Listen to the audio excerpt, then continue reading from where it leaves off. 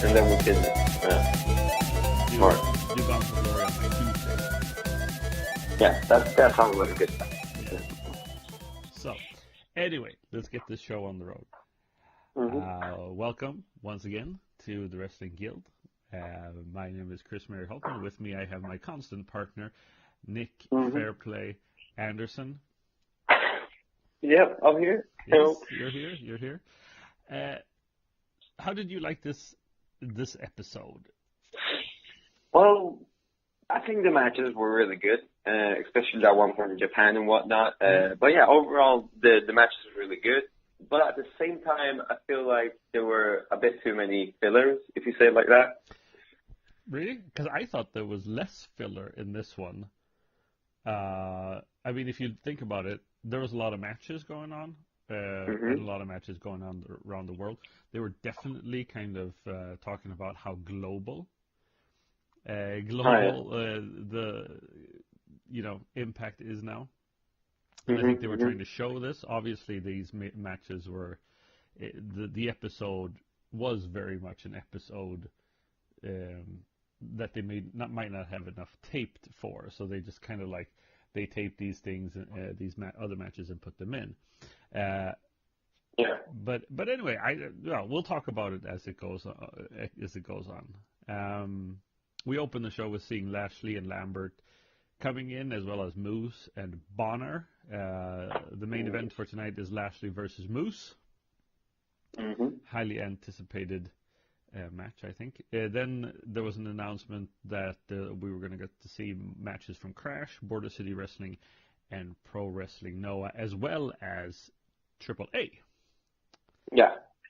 And this is what I've kind of called for this before. I mean, I remember when we started, I said I wanted to see more from other promotions like this, basically to get a different vibe, different view, different views, different audience, because it gets dull being in the Impact Zone all the time. True, great point there. Yeah, and we get to see other stars.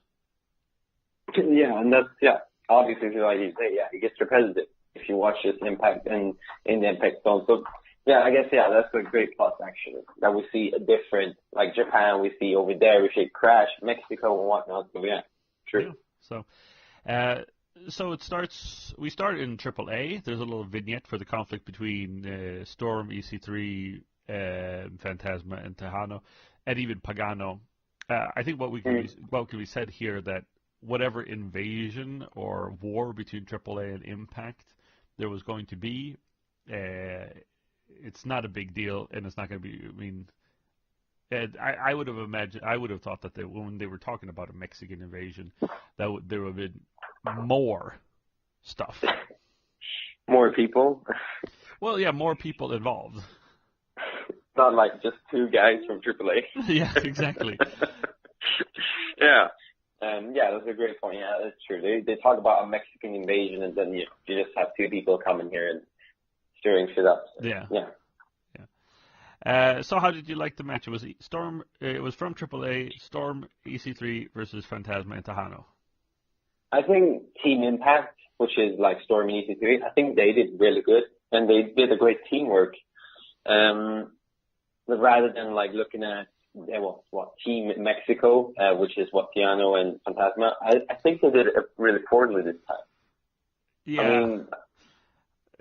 I mean, I don't know what the meaning was here or what the point was, but I mean, obviously they're teasing. There's dissension between Phantasma and Tejano Tejano trips Phantasma. They fight over who gets to pin EC3. Oh, yeah. And I mean, the thing is that it is odd because you have Phantasma, who I think is a babyface in Mexico, and you have Tejano, he's a heel. I think it's that way, or it's the other way around, but at least they're not on the same side. Yeah. And of course they're not going to get along, so it kind of odd. It was kind of odd. It would have been better if they'd had Pagano as part of the team, because he's a bad guy. So you'd have two bad guys versus, two bad. It would be a lot better. I mean, they could work together at least. Well, as they're fighting over who gets to pin EC3, Storm hits the last call for the win. He kicks one of them in the face. Pretty much, yeah. Yeah. But what about the referee? Was he corrupt or something? Why would he be corrupt? Because they did some things that were against the rules in the match, but the referee didn't say it. No, I don't know. Okay. I don't know. I didn't think about that. Okay. Well, all right. Maybe cool. he couldn't be bothered.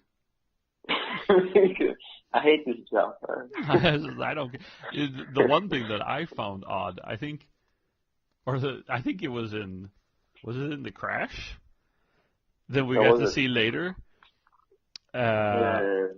Where we'll talk about that later. But that ref didn't seem to be with it at all.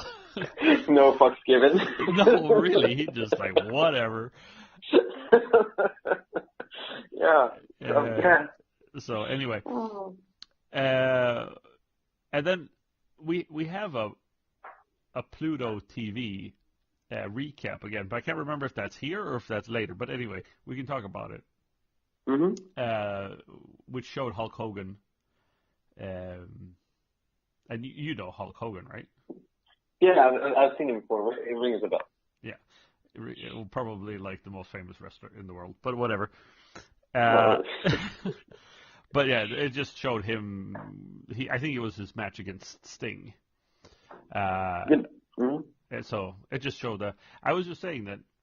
I was just thinking, because last week I was saying like I didn't even know what Pluto TV was, and we've entitled the episode "What is Pluto TV?" But I did. I went and I checked it out. And, Pluto TV seems to be like a free TV streaming service. You put it on you download it for your computer, and there's a bunch of different channels. But basically, what it does, or at least the version that I could get a hold of, was basically it just, I guess it streams like YouTube channels and stuff like that. Because I went into, there was like a Michael Jackson channel. And all it was a bunch of Michael Jackson videos from YouTube. What? Okay. But they have a bunch of sports. There was some American football too and stuff like that. I don't really know what it does. I guess it's a way to get free TV, and I think you can probably get more if you're like in the States. But I couldn't see any impact. There was no Impact channel for me to watch, but probably because of rights or But why did they only show him coming in? Like, what's the point of showing just that? I guess maybe it was a big moment in Impact that he was there that time. I don't know. I mean, you can't show the whole match. No, but at least like 30 seconds. That was literally like 5 seconds of him coming in, and that's it. Yeah, that was it. Oh well. But anyway. We have Drake in the back talking on the phone. Dutch Mantel comes in and says that he's missed a bunch of media appearances that he needs to be at, but he doesn't care. Yeah.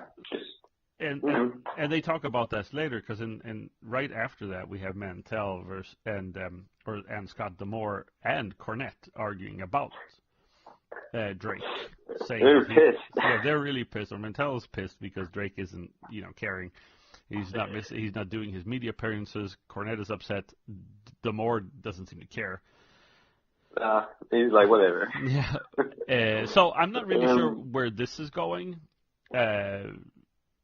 Mantel and Cornette say that everything will solve itself as long as Impact wins at Bound for Glory. Mm-hmm. And why would that be? Well, I mean, if Impact wins, he gets the title, and then they don't have to care. Then it doesn't matter. Then Impact has to do all the media appearances. Oh, of course. Of So, course. Smart. so I don't know if this means that they're going to try to get involved or where this is leading. Yeah, because they might, put some tricks and stuff into the match. I don't know. Yeah. We'll see. We'll see. After that, we go to Border City Wrestling, where OVE is facing Phil Atlas and Brett Banks, who we know. Oh yeah, Banks. That's from Smash, right? Yeah, from Smash. This was kind of fun because we've been watching Smash Wrestling, so these Canadian guys we kind of recognize. Brett Banks is that he hasn't been in Impact before as a player. That's kind of odd because I mean he's good. He's money in the ring. Mm-hmm. Mm-hmm. Yeah. What did you think about the match? Well, I thought it was fun. I would have liked to see it, and it's the same with the Noah match. I would have liked to see, longer matches because they cut the match a little bit too much. That's the only downside. I mean, because I could have the Trevor Lee Ultimo Ninja match. I could have kind of skipped. If it was if one were to choose, I would have skipped that one and seen more maybe of OVE and Atlas and Brett Banks. Yeah, I definitely agree with you because OVE are getting better and better. They're more brutal now. They don't give so much. They don't care so much. They just destroy their opponent, and I just love it. They're fantastic. Well, see, this is what I would have liked. This is still, and I say this again, this is the kind of match I would like to see more of an Impact. This kind of hard-hitting style. You can really see the sweat flying off the competitors. So, anyway, OVE win with a spiked tombstone. Bada boom. Yep, that was nice. Yeah, that was good. We get to a Moose Stefan Bonner vignette with also involving American Top Team. Not much to say about that. They're insulting each other. Yeah. Pretty much. Yeah. But Moose is just like, who's King Mo? I don't know. Who the hell's King Mo? Yeah. And then we go to Pro Wrestling Noah, where we see Marufuji take on Eddie Edwards. I think this is the second time that they face each other. Because I think they faced each other last week or something like that, or they were talking about it at least. They were talking about Eddie Edwards in Noah. How did you like this match? Wow. I think it was an awesome match. I mean, both really tried their truly, truly best. Like, the moves were very good, and they were really hard. They were really brutal. They weren't, going easy on each other. And especially Eddie, he did really well. He impressed me a lot. Yeah, well, the thing is that this is the kind of match, and if you've seen, this is kind of like, this is the strong style match. Japanese strong style. This is how Japan is, basically. This is all Japan is. Well, at least most of there are other things in Japan as well, but this is the style that Eddie Edwards has been, made his name for, as not only in Japan but also in Ring of Honor, where he and Davey were wrestled for a long time. Right. And then, as I said, should carry over into Impact. This is the kind of match. If you truly want to focus on wrestling, because that's what Impact is saying, they want to focus more on wrestling, the wrestling product. Then they need to. It's not longer matches or more matches. It's just hard hitting matches.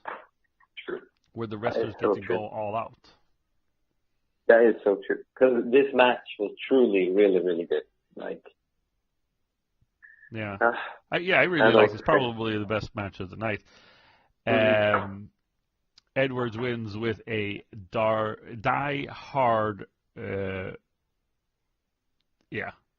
Flosion. I think die hard Flosion. I think they called it. Yeah, but it was nice nonetheless. It was good. It was really good. So no, but that's Really nice. I like that.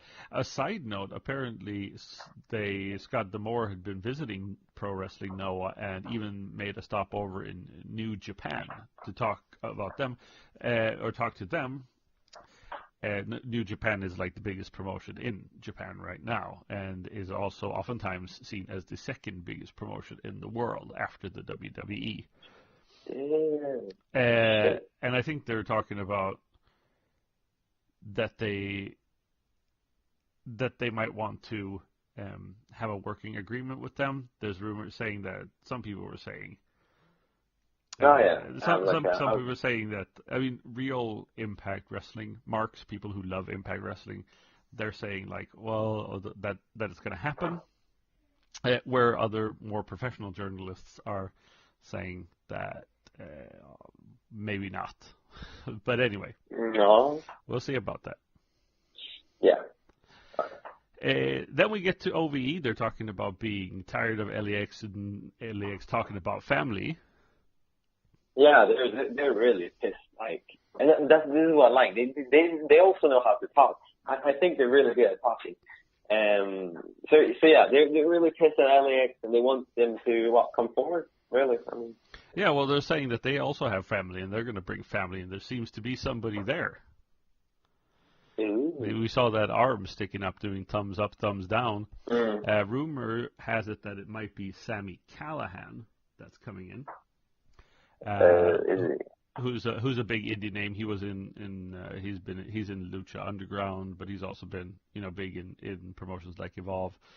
He was in the WWE for a while under the name Solomon Crow, but left because he didn't feel like they were using him correctly, and that's pretty ballsy, leaving the WWE. Damn, he left WWE. Yeah. He okay. I mean, we'll see what happens. Hopefully, he's really good then. Well, I mean, he is good, and you should get a chance to watch it if that's who it is. We don't know. Yeah. Speculation. Yeah. Anyway, Mackenzie Mitchell interviews Drake backstage. He says like some small. He talks for like 30 seconds, and then he says, "What? He's still busy." Yeah, but I can't really remember what he said. Well, he was saying that he didn't care about Garza and Impact, saying that they're more style than their substance. Oh yeah, cheap change. Was it? Yeah. He calls himself an Adonis DNA. Oh yeah. And calls Garza and Impact small change. Yeah. Oh yeah, small change. And then tells them to leave. And then it's your favorite, Laurel Vaness. Yeah, you have basically Vaness giving out drinks to kids. Yeah. Was it? Yep. In the audience. Yeah. I don't know what to say. Yeah, she was. I think she was high or drunk. I'm not really I think sure. she was drunk on champagne. Drunk on champagne. And she just wanted to share that champagne with other people.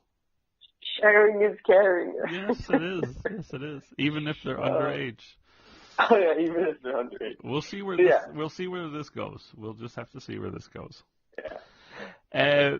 We go to Border City Wrestling for a Four Corners X Division match. Petey Williams versus Idris Abraham versus Tariq versus Kimiona. Kiyomiya. Yeah.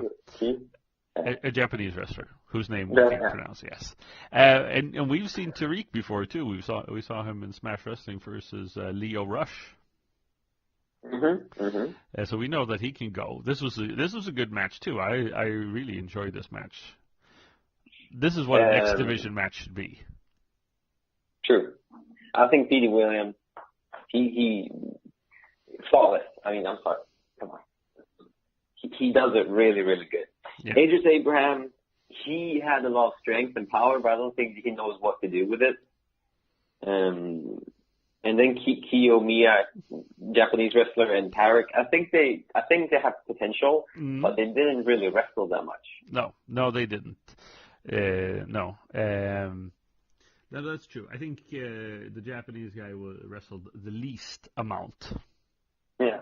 Tariq takes the Canadian Destroyer, and Petey Williams wins. Obviously, setting up. I mean, there's no point for him in Petey Williams losing. He's going to be in a match at Bound for Glory for the X Division Championship. So, you know. Then we go to a recap of the previous week. A very good, strong promo from Eli Drake. Mm-hmm. That was really good. It was like serious, no jokes here. I like that kind of different style where they're just kind of like focused on his face and stuff like that. I love that with this close frame. I think that it makes it really personal and powerful. Also, vignette for Impact and Drake, and then we get to the match: DNA versus Small Change. Drake and Adonis versus Impact and Garza Jr. Yeah, how did you enjoy this match? I think Garza and Impact did great, and they had like great moves and strikes and whatever. But Chris and especially Chris, he did really poorly. I don't know what he was up to. I don't know if he was sleeping or what, but he got hit and he took so much from the other wrestlers. I don't know. I think he has potential, Chris. I don't think he's bad, but from watching this match, wow, I don't know what to say. Yeah, I think I get a little bored of Chris Adonis, actually. I don't think that he's that interesting to watch in the ring. I mean, you can be a powerful guy, and you can be a guy that's like a bruiser or brawler or whatever, but I think you just got to bring more to it. I think I guess he looks too much like an action figure. I think just like he's almost like too perfect in his look. Yeah, I mean, but he really can't wrestle. I don't know. No, I mean, I think he can wrestle better than you and I. I don't think we can say that, but I think he's just he's not wrestling the way, in a way that tells a good story in the ring. That it doesn't come across well enough. I don't think. And the same goes to Drake. I mean, I have seen Drake do a lot better like moves and like in matches than this one. Yeah, but I think Drake did well. I mean, I think he did well here. I think he kind of didn't want to be in the ring that much. I mean, he doesn't want to be there and risk like hurting himself before the big Bound for Glory. I'm thinking. Right. Anyway, Impact gets the pin with a roll up after some confusion between Drake and Adonis. Mm-hmm. And just wins. Mm-hmm. Then we have a Alberto El Patron vignette. We'll see what he. What do you think? What would you like to see him do at Bound for Glory? What could he do? I mean, isn't it? What is Bobby going to do at Bound for Glory? Is he going to do anything? Or? Well, yeah, Bobby and Bobby Lashley and King Mo are wrestling Moose and Stephen Bonner. That's that one. Because, I mean, I think Bobby and Alberto, a match between them are always fun to watch. But he can't wrestle them because he always has a match. So the question is, who should Alberto even meet? Who should he wrestle? Do you think he's wrestling, or do you think he's just going to come in and say something, or... I think he's going to wrestle because I think a lot of people are hungry to see Alberto. So hopefully, I think he actually is going to do something. Because I think it's a bit lame to just come in and say, I'm back, and that's it. Mm-hmm. So we'll see. We'll see. We go to the Crash promotion. Trevor Lee is running around looking for El Promotor. He has like these shitty jokes that's just cringe. I thought he was funny. I think what was funny here is that we're getting to see a personality from Trevor Lee. Before he's just been kind of, I mean, he's kind of hinted at it sometimes, and when you watch One Night Onlys, you can see it more. But here he's just like kind of, he's kind of weird, and I think that's funny. Kind of weird. Yeah. We get to see Trevor Lee versus Ultimo Ninja, and this is the match that I found it was everywhere. It was sloppy. I mean, sure, Ultimo Ninja, who was Garza Jr.'s brother, had some cool moves, and I think in a different setting, but I don't know if it was the camera work or if it was the shitty ref or what was going on. I don't know. The only good sign I can see from this match was that Trevor actually focused on the match, and he actually tried his best. But then, like you say, I definitely agree with you. It wasn't really a good match overall. It was a bit sloppy here and there. So I don't know if it was it was alright. Yeah. Lee wins with a double stomp. I don't think we were ever afraid that he was going to lose the X Division title here. Yeah. Oh, yeah. We get to Global Forge 7. Finally. Where Scott D'Amore announces that they're going to choose 2 people to go on to the next round. And it ends up being Hakeem Zayn, which I felt was a little bit, I mean, obviously it was predetermined in a way.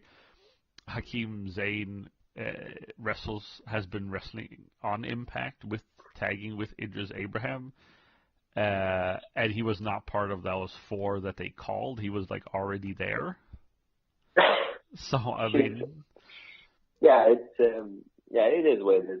For sure. Yeah, and then another guy named Mark Wheeler, and they're going to face each other at BCW Excellence, and then after that we were going to see who gets to go. I don't know if I didn't understand if they were going to go to Bound for Glory or where they were going to go. Well, I think there will fight later on at Bound for Glory, but I'm not sure. No. Anyway, King Mo cuts a promo about how Moose sucks. Pretty much. That sums it up. Yeah. And then we have the main event, which is Lashley versus Moose. How did you like this match? Moose had a lot of strength and did great against Bobby. I never thought this would happen because I always think that Bobby is better than Moose. But Moose is a big guy, but he doesn't have that much power and energy to keep up. But this match, he proved me wrong. Yeah, this was definitely a good match. I liked it. Unfortunately, it couldn't go that long. Dan Lambert interferes. Lashley gets disqualified, and then just hell breaks loose. Stephen Bonner comes in. The American Top Team comes in. And in the end, American Top Team are on the outside. Well, Moose power bombs a guy out of the ring. That was cool. And then Moose calls for a tag team match, 6 sides of steel, for Bound for Glory. Did this make you more excited for their match on Bound for Glory? I would say so. I think that match could be really, really interesting, to be honest. I think so. What do you think?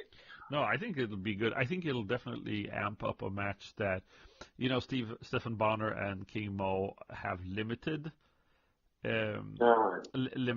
experience in a wrestling ring. So this will definitely put another kind of spin on it. Mm-hmm. It'll be fun. Yeah. And before we end, a vignette for the 5150 street fight from LAX, and I thought this was a cool vignette. Made me excited for the 5150 street fight. How about you? Yeah, I mean, Conan is pissed. He really wants to. Yeah, he really wants to actually show OVE what a 51 street fight is. And I guess me excited as well. Yeah. So, and then that was the show. I would give it a C. I would give it a B minus, a C plus or something like that. I mean, it was good. Not that much happened to propel the storylines forward, except for the American Top Team, and I don't know, maybe Drake. We don't really know what's going on there. Matches were fun. It's always fun to see that, but I would maybe have liked to see, they could have changed it up a little bit.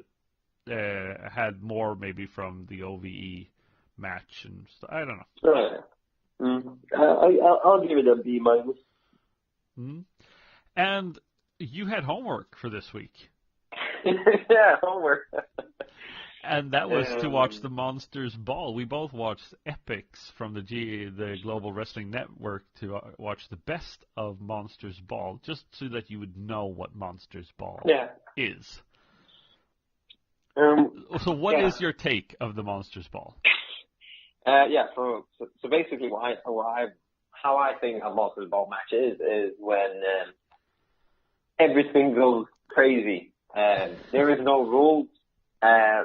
No one gives a fuck. It's like you just kill your opponent. It's not to wrestle anymore. It's to kill them. So just remember that.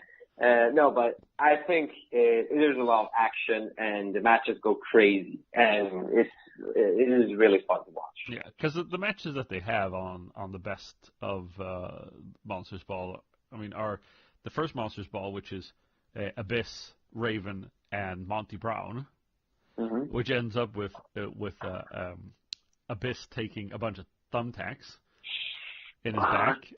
Did you see how much he was bleeding? Yeah.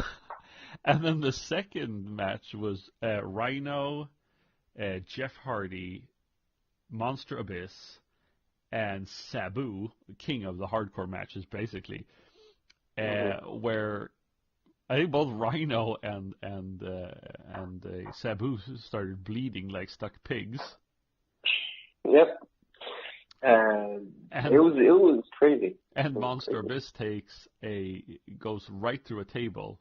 Well, Jeff Hardy does a swanton from somewhere above the stage, above the entrance, right through. He could have killed himself on that one. I think Rhino won that match. Yeah. By pile driving. Who did he pile drive? Was it Hardy? Was it Hardy? He pile drove through from the turnbuckle. He could have killed Hardy. That's wrestling for you. Yeah. But I mean, the one thing that I'm wondering that I have to ask you, because this is kind of like this fast-paced action and this like really hard-hitting action was kind of like what Impact was at times, not always, but at times. Right. And you don't see anything like that in Impact today. No, it's really not in this pace. No. No. So how did you? I mean, what did you make you miss it or? You definitely, because this gets you. I think this is more interesting than a match that's just like really boring and dull.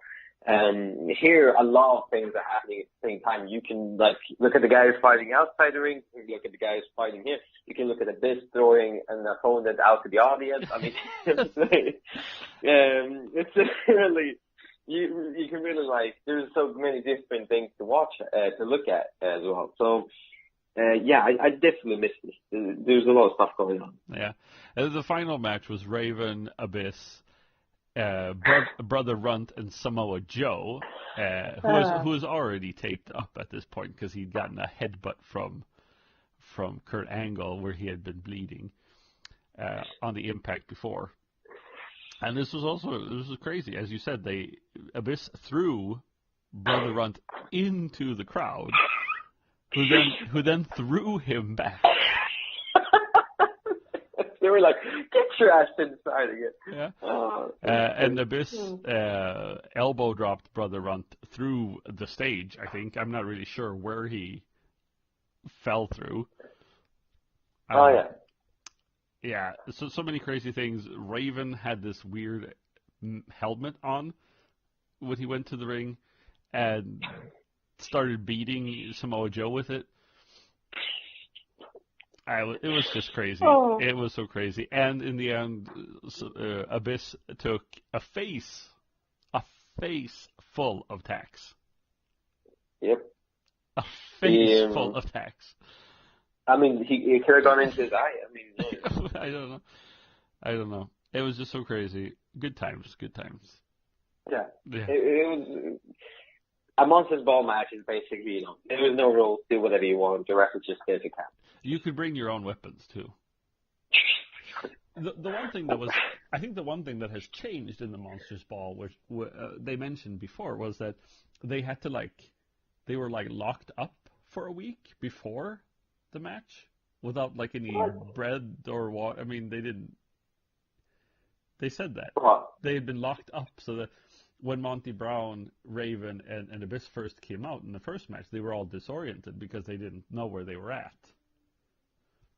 What? So, but I think they've taken away that stipulation. Yeah, what? Is that to make them hungry or what? I don't know. It makes the match more interesting. I don't know.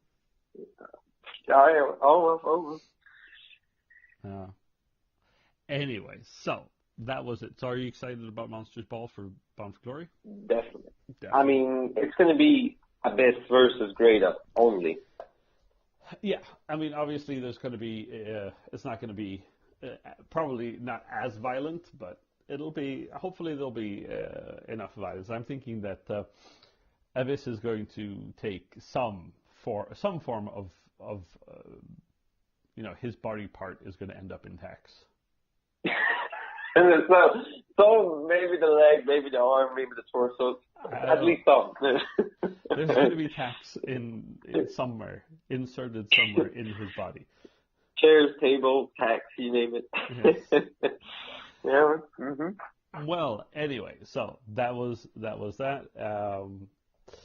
We'll have to talk about what the next episode when we're going to record it. I think we could maybe do it on Friday if you got time for that. So. Yeah. So anyway, you can find us, the Wrestling Guild, on all social media platforms. Twitter, Instagram, Facebook, YouTube, and SoundCloud, obviously, for the show. And from Saturday, you'll be able to find my column, the Wrestling Artisan, on Single Leg Takedown Wrestling, SLTD Wrestling.com. Boom. Every Saturday, I write, and I'll be publishing an editorial piece. This Saturday, which will be the premiere release, is going to be about why people kind of don't talk about Impact Wrestling. A lot of people complain, saying that we need a number 2 show in the States, but then they never talk about Impact. They never compare WWE to Impact. The people say what are they doing with the crew? Why aren't they doing stuff with the cruiserweights in the right way in WWE? Well, why don't they say, look at what Impact is doing with the X division, stuff like that. Why we kind of ignore Impact, because if you don't talk about it, then people won't know about it.